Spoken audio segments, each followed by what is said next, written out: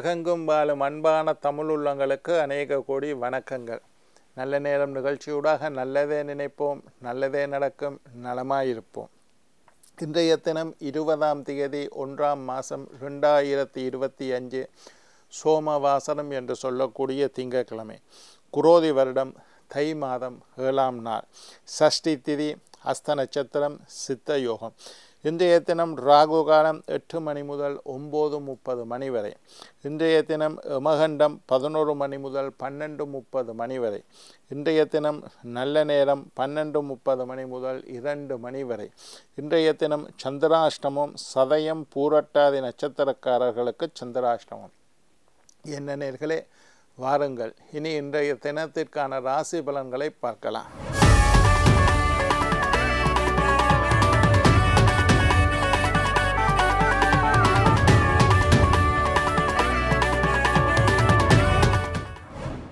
மேஷம் மகிழ்ச்சி, ரிஷபம் வெற்றி, மிதுனம் ஊக்கம், கடகம் ஆதரவு, சிம்மம் இன்பம், கன்னி அமைதி, துலாம் பெருமை, விருச்சிகம் சிக்கல், தனுசு இரக்கம், மகரம் நற்செயல், கும்பம் பொறுமை, மீனம் அன்பு.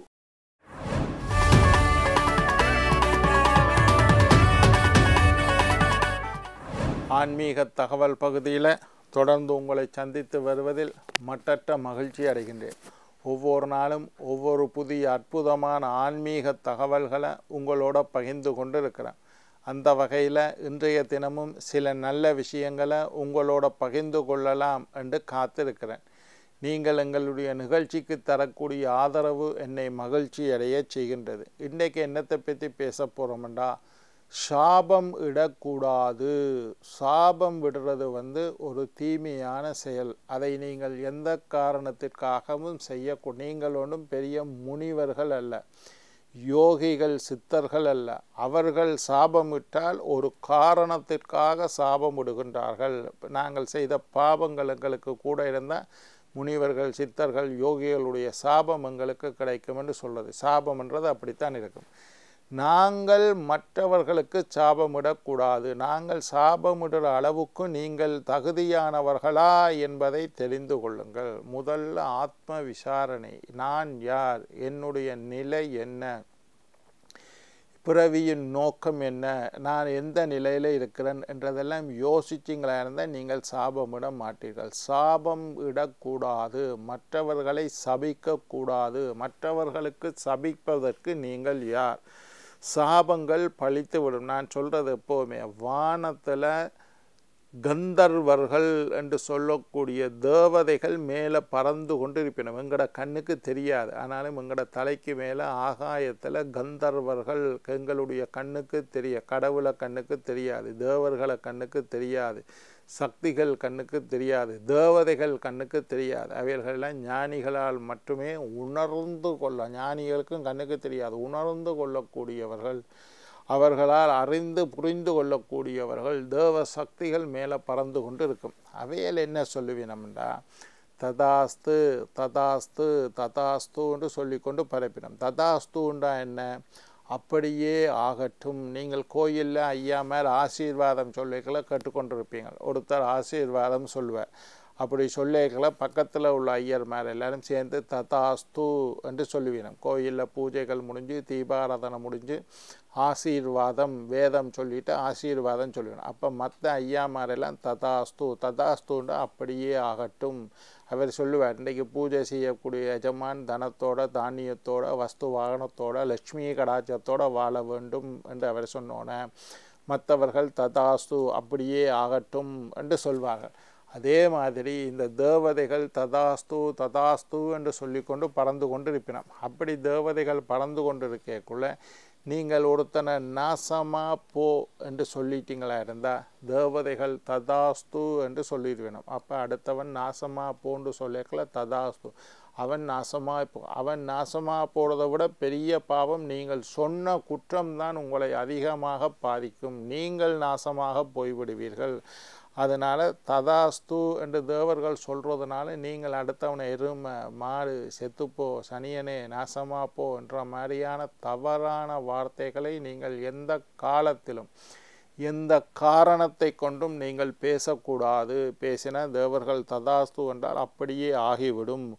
ஒரு மனதோடு சொல்லும் வார்த்தைகள் பலிக்கும். நீங்கள் கோபமாகி டென்ஷன், எப்போ நீங்கள் சாபம் பிடிவீங்கள், நல்ல கோபமாகி டென்ஷன் ஆகி அடி மனசில் இருந்து நீங்கள் வெறுப்பான வார்த்தைகளை பேசுவீர்கள். துளைந்து போ, என்னோட கண்ணில் பட்டாமல் துளைந்து போன்று ஒரு மனதோடு ஒருத்தன் ஆசீர்வாதம் செய்யக்குள்ள நீங்கள் அப்படி செய்ய மாட்டீர்கள். ஆசீர்வாதம் வெறும் தொண்டையிலிருந்து வார நாக்கிலிருந்து வார வார்த்தைகள். நீ நல்லா இருக்கணுமப்பா, நல்லா இரு, நல்லா படிக்கணும், நல்லா சாப்பிடணும், நல்லா சந்தோஷமாக இருக்கணும்ன்றது சாதாரண வார்த்தைகளாக வரும். அது பழிக்கிறது கஷ்டம். ஆனால் கோபத்தில் அடி வயிற்றில் இருந்த நீ துளைஞ்சு போ, நாசமாக போ என்று அடி வயிற்றில் இருந்து ஒரு நிலையோட கோபத்தோட உணர்ச்சியோட அந்த வார்த்தைகளை நீங்கள் சொல்லும் போது அது பலிப்பதற்கு வாய்ப்பு அதிகமாக உள்ளது. அந்த வார்த்தைகள் பலித்து விட்டால் நீங்கள் சொல்லிட்டீங்களேன்றதுனால ஒருத்தர் நாசமாக போனால் அந்த பாபம் உங்களை சும்மா விடாது. அதனால் தவறான வார்த்தைகளை பேசாதீர்கள்.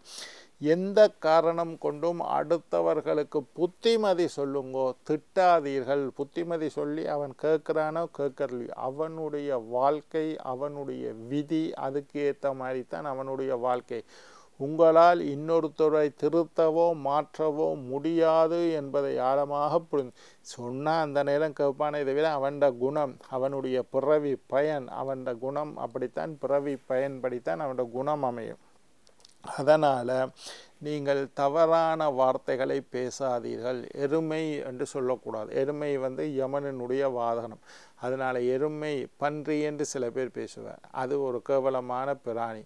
எருமை என்பது யமனின் வாகனம். எருமைன்னு அடிக்கடி சில பேரோட வாயில் எருமைன்னு வந்து கொண்டே இருக்கும். எருமை என்பது யமனின் வாகனம். எருமையை கூப்பிட யமன் உங்கள்கிட்ட வந்துடுவார். மரணம் உங்களுக்கு அருகாமையில் வந்துவிடும். அதனால் எருமை என்பதை சொல்லக்கூடாது. நாசமா போன்று சொல்லக்கூடாது. செத்துப்போன்று சொல்லி சில பேர் செத்துப்போன்று சொல்லுவேன். ஏன் அந்த வார்த்தை? அடுத்தவனை கொல்லுவதற்கு சமன் அந்த வார்த்தை. அடுத்தவனை ஒரு கொலை செய்தால் என்ன பாபம் கிடைக்குமோ அந்த பாபம் அடுத்தவனை செத்துப்போன்று சொன்னால் அது ஒருத்தனை கொலை செய்வதற்கு சமனான வார்த்தை. அதை ஒரு நிமிஷம் சிந்திச்சு பாருங்க. அந்த வார்த்தையை சொல்ல நீங்கள் யார்? நீங்கள் என்ன முனிவர்களா, சித்தர்களா, யோகிகளா, அல்லது கடவுளா, தெய்வங்களா, தேவதைகளா? உங்களுக்கு யார் அந்த உரிமையை கொடுத்தார்கள்? அடுத்தவனை செத்துப்போன்று சொல்றதுக்கு நீங்கள் யார்? அடுத்தவனுடைய மரணத்தை தீர்மானிக்க நீங்கள் யார்? அடுத்தவனை மரணமடைய சொல்ல நீங்கள் யார் என்று சிந்தித்தீர்களாக இருந்தால் உங்களோட வாயிலிருந்து கடைசி மட்டும் அந்த வார்த்தை வராது. நீ என்ன பெரிய முனிவரா, சித்தரான்லாம் கேட்பீங்க. அதுவும் சரி. அடுத்தவர்கள் சாபம் போடுவதற்கு அடுத்தவர்களும் முனிவர் இல்லை, நாங்களும் முனிவர் இல்லை. நாங்கள் எல்லோரும் சாதாரணமாக பிறந்த முனிவர்கள் எல்லாம் அவதார புருஷர்கள். நாங்கள் அவதார புருஷர் இல்லை, சாதாரண மனிதர்கள். அதனால் வயிறு எரிந்து சொல்லுவது சாபம் வயிறு எரிந்து சொல்லுவீர்கள், கோபத்தில் சொல்லுவீர்கள், டென்ஷனில் சொல்லுவீர்கள், பதட்டத்தில் சொல்வீர்கள். அதெல்லாம் சனியனேன்னு சொல்லிடணும். சில பேர் சனியன் என்பது சனீஸ்வரனைத்தான் நீங்கள் சனியன் என்று சொல்லுது. சனீஸ்வரன் ஒரு தெய்வம். நீங்கள் கோயிலில் போய் எனக்கு 7.5 சனி நடக்குது, அட்டமத்து சனி நடக்குது, அர்த்தாஷ்டம சனி நடக்குது, கண்ட சனி நடக்குது, சனி திசை நடக்குது, சனி புத்தி நடக்குதுன்னு கோயிலில் போய் சனீஸ்வரனுக்கு தீபம் எல்லாமேற்றிய வழிபாடு செஞ்சுட்டு கோபத்தில் அடுத்தவனை சனியனேன்று திட்டுறது எவ்வளவு தவறானது என்பதை ஒரு கணம் சிந்தித்து பாருங்கள். சில பேரோட வாயில் அந்த சனியன், இந்த சனியன் தொலைஞ்சு போச்சு, சனியன் என்றே வாயில் வரும். சனீஸ்வரன் என்பது ஒரு தெய்வம். நவ கிரகங்களில் ஒரு தெய்வம் சனீஸ்வரன்.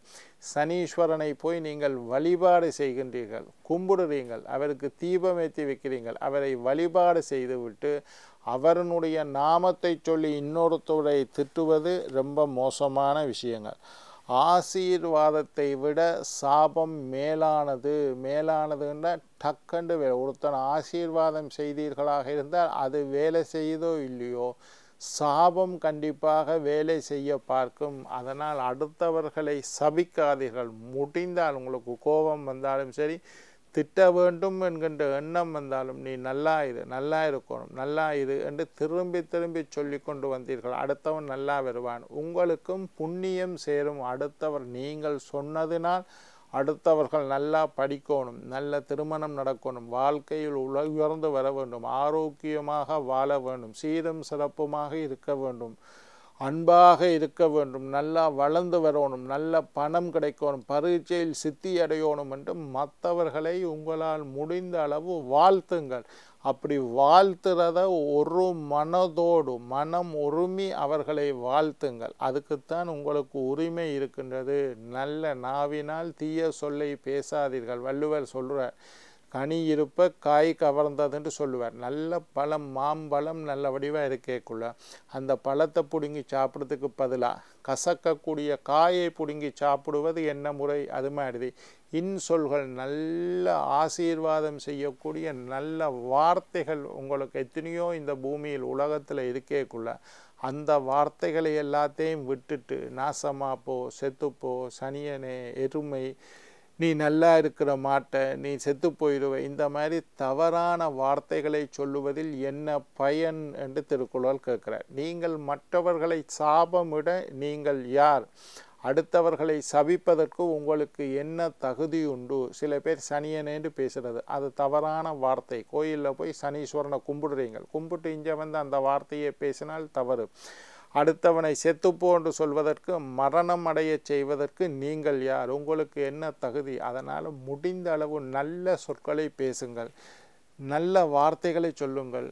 கந்தர்வர்கள் ததாஸ்து என்று சொல்லி கொண்டிருப்பார்கள். அந்த நல்ல வார்த்தைகள் பலிக்கும். தீய வார்த்தைகளை, திட்டுவதை, சாபமிடுவதை முழுமையாக தவிர்த்து கொள்ளுங்கள். என்ன நேயர்களே, நாளை மற்றொரு நிகழ்ச்சியில் உங்களை சந்திக்கும் வரை உங்களிடம் விடைபெறுவது உங்கள் ஜோதிட சித்தர் டாக்டர் ராஜராஜ குருக்கள்.